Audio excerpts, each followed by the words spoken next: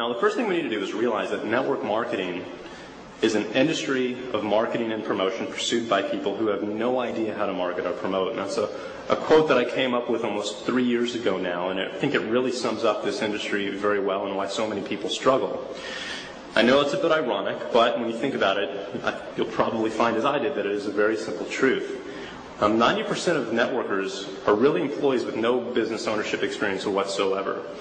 Now, this is also why so many upline leaders teach the shotgun approach of making your list of 100 warm market contacts, getting information to them, and seeing who sticks. Anyone can do that. You don't need any marketing skills whatsoever.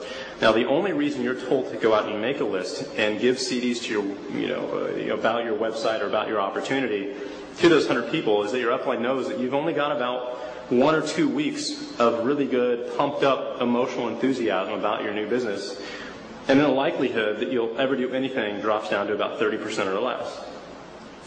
Now, there are smarter ways to build your business, which is really what magnetic sponsoring is all about. And the first thing that we need to do is to define our target market. Now, essentially, your target market consists of people who are already using or consuming what you're promoting. Eventually, I realized that you cannot sell a steak to a vegetarian. No matter how incredible it might be, it's just not going to happen.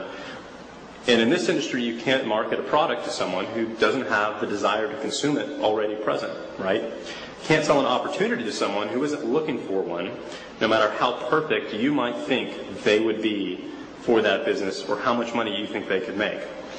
Now, the first rule of marketing is to sell products people want to buy to the people who want to buy them. That's pretty basic stuff, I know, but you'd really be surprised how often people get it wrong, especially network marketers. Now, my personal lesson was learned, and here's what I want to pass on to you today. So, as I was calling genealogy lists, I really thought to myself and looked for a way and just asked myself, how could I get these people to contact me? And I found that, and eventually we turned that into the magnetic sponsoring course, which is what that teaches. In the last 60 days alone, as an example, over 15,326 network marketers have contacted me, and I didn't have to lift a finger to make this happen.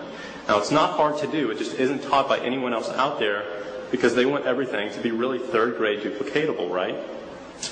Well, that's not really what we're teaching. If that's the route you want to take, that is fine, but it's not something that I'm interested in because personally I never really got results in that manner.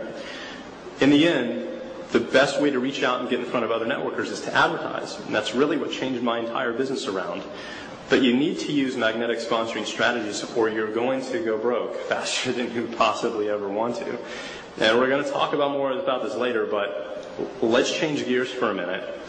And I want to dive into a little bit more about prospect psychology. And let me ask you a question real quick. Have you ever wondered why people say no to your offers? Did you ever have a great discussion with someone who was really interested in your product or your opportunity, yet you could never get them back on the phone? I know that's happened to me many times in the past. And let me tell you now why that happens and how I figured out how to prevent it.